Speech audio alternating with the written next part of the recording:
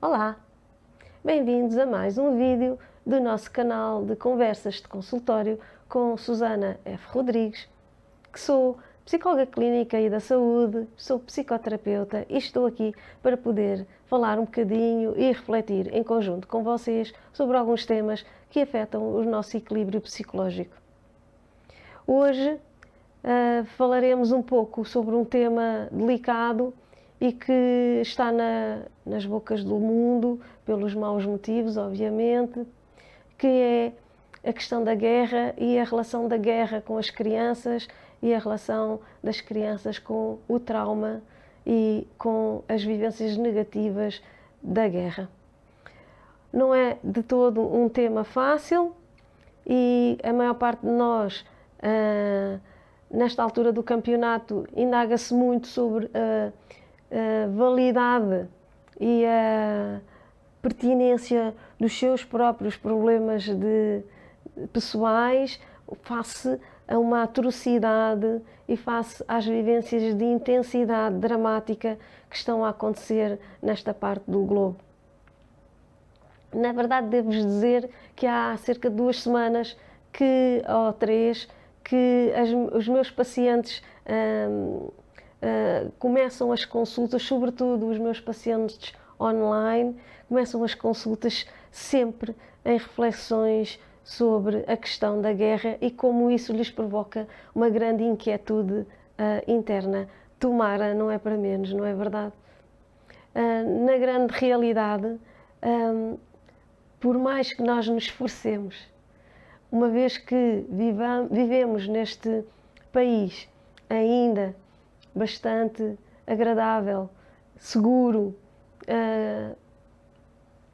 aqui à beira-mar plantado, como se dizia no tempo da minha escola, um país que não se envolve habitualmente neste tipo de convulsões e que tem um povo solidário e que, de algum modo, tem mostrado que é capaz de estar na linha da frente da ajuda, é de facto o facto de nós ainda estarmos neste país faz-nos perceber o que está a acontecer lá fora com distanciamento, embora nos sintamos emocionalmente perturbados, mas de facto vamos imaginar o que é estar no cenário. E para muitas crianças, infelizmente, vão e estão a viver este cenário de uma maneira dramática. Indagamos-nos muito sobre como vão sobreviver estas crianças no seu futuro a estes acontecimentos.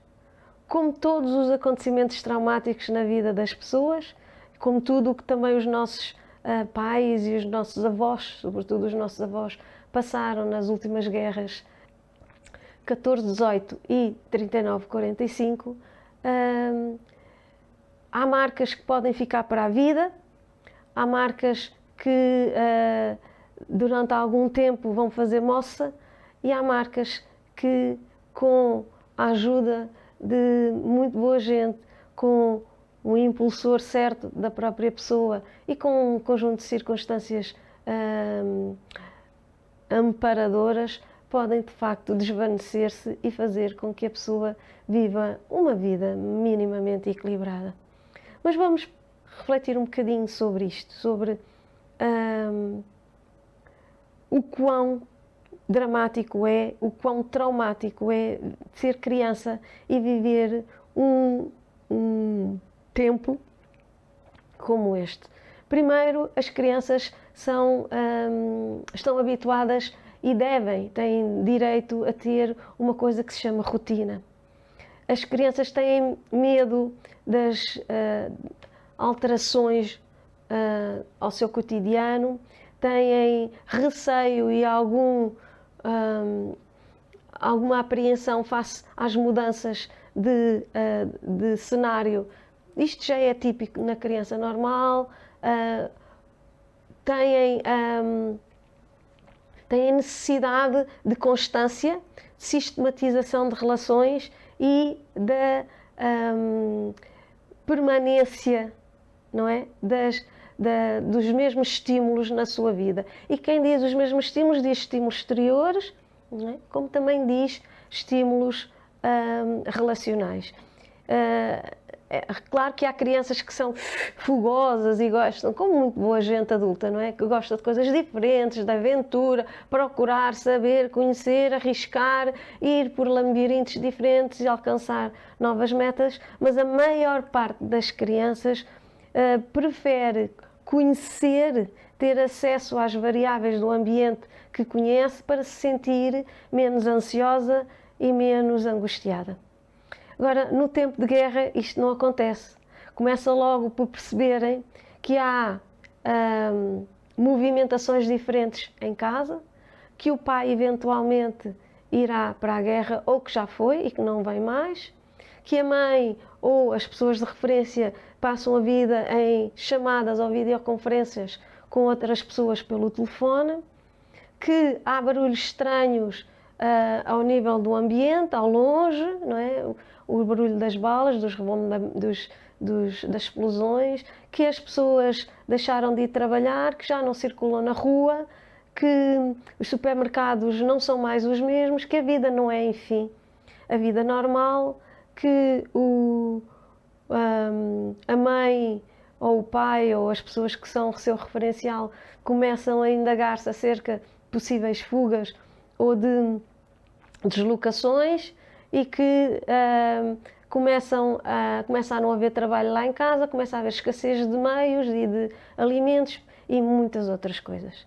Estas crianças começam então a entrar em contacto com a vivência do trauma logo com estas circunstâncias, mesmo que para vocês não vos pareça já que isto seja o trauma, mas é o início de uma alteração drástica na vida da criança que ela não consegue entender. E claro, quanto mais pequena, mais difícil será de entender, mas também quanto mais pequena, maior impacto tem nela própria. Quanto menos acesso ao verbo a criança tiver, mais difícil será. Depois vem outra fase, que é a fase da fuga, ou a fase de terem que se defender de um perigo iminente. Defender das bombas, ou a sair para abrigos subterrâneos, ou constante hipervigilância, não é fácil aos barulhos externos e aos avisos das autoridades e das pessoas conhecidas. A correria, não é? O estar tudo preparado para ter que sair de casa, ou pelo contrário, estar sempre em casa e não poder sair de casa, ou procurar abrigo habitualmente subterrâneo, que provoca algum medo na maior parte das crianças, porque tem a ver com uma história ontogenética do ser humano, associar às questões subterrâneas o perigo e o começar a ter que também vivenciar a hipótese ou a realidade de pessoas invadirem a sua casa e de serem espancados, violentados em termos físicos, de intimidade, etc. E, portanto, sujeitos a qualquer tipo de violência, ou separação dos pais, ou separação das pessoas de quem amam, dos irmãos, etc, etc. Ou como algumas crianças que temos ouvido relatos, que são mandadas pela sua própria família à sua própria aventura, não é? Com uma carteira com dinheiro e uma mochila com um pijama, e são metidos dentro de um avião ou de um comboio ou de vários comboios com um bilhete e um endereço para que cheguem junto de familiares no exterior. Tudo isto, assim dito, já é horripilante. Agora imaginemos viver isto. A maior parte das crianças que vive traumas de guerra consegue, infelizmente, transportá-los ao longo da sua vida e recriá-los ou reeditá-los noutros acontecimentos que lhe provoquem ansiedade e angústia na sua vida, mesmo que já estejam num porto seguro ou que estejam num ambiente, ou que já tenha terminado a guerra e tudo está em paz e volta à harmonia, ou que tenham vivido ou que estejam já num outro país onde nada disto tem expressão. Ou, eventualmente, que esta criança se encontre com a sua família ou pessoas de referência ou eventualmente sozinha, num campo de refugiados, onde toda a vivência não tem nada a ver com uma vivência familiar e com a vivência doméstica da sua própria casa ou do local onde viveu. Há relatos impressionantes para quem tiver alguma curiosidade sobre estas questões do impacto psicológico do trauma ou da guerra na vida das crianças. Há relatos impressionantes que já estão documentados também na internet para quem quiser procurar, que os psicólogos conhecem bem, sobretudo os psicólogos de alguns países da Europa do Norte e até da Oceania, como a Austrália ou Nova Zelândia, e que são conhecidos como síndromes de resignação. Acontece que algumas crianças que são sujeitas a estes quadros que eu acabei de descrever, por exemplo, algumas crianças refugiadas da Síria ou de países limítrofes que estão em guerra, Afeganistão e por aí fora, e que conseguem, com a sua família ou não, mas sobretudo estamos a falar de crianças que aparecem ou que conseguem alcançar um país do norte da Europa ou, eventualmente, um país na Oceania ou coisa que o valha, onde se vão sentir mais seguros, não é? À procura de um novo ritmo de vida, de um novo projeto de vida, ou seja, a sua família procura um novo projeto de vida, que estas crianças comecem a diminuir a sua ansiedade e a sua angústia relativa ao trauma de guerra quando alcançam estes países. Sobretudo porque são países estáveis, onde as pessoas têm uma vida normal, onde há escola, onde há casa, onde alguns dos pais, não quer dizer que sejam todos, encontram trabalho, onde há proteção social, onde há proteção médica e de cuidados de saúde. E a criança começa a ter uma nova integração, como outro imigrante qualquer, e começa a sentir-se mais sossegada, mais tranquila, à medida que começa a entender o ambiente como securizante. A grande questão é que, por exemplo, na Suécia, é um país onde se verifica muito a síndrome de resignação em crianças e adolescentes. Há uns anos atrás, o governo sueco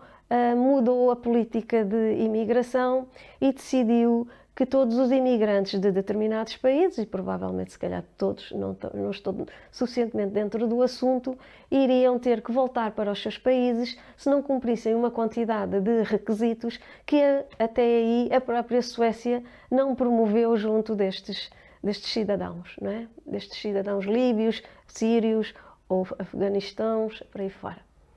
E, portanto, começa a haver uma inquietação familiar. As famílias começam a falar sobre a hipótese de ter que voltar para o seu país de origem, que habitualmente é um país ainda em guerra, a hipótese de terem que sair desta casa, terem que sair deste bairro, das crianças terem que abandonar esta escola, de terem outra vez mais uma vida incerta e terem que encetar de novo uma trajetória, uma viagem de horror face a um desconhecido, a outros perigos, ou quem sabe, não é, de volta à sua terra. E as crianças vão registando.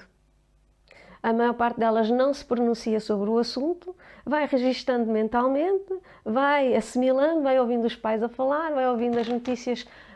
nos meios de comunicação, vai ouvindo os irmãos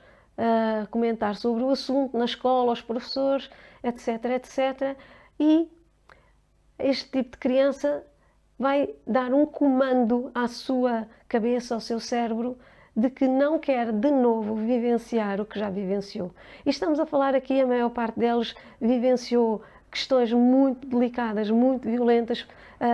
assistiu, por exemplo, à morte de familiares à sua frente, quer seja com a mais variada forma de violentação e de violência a olhos vistos, pode ter assistido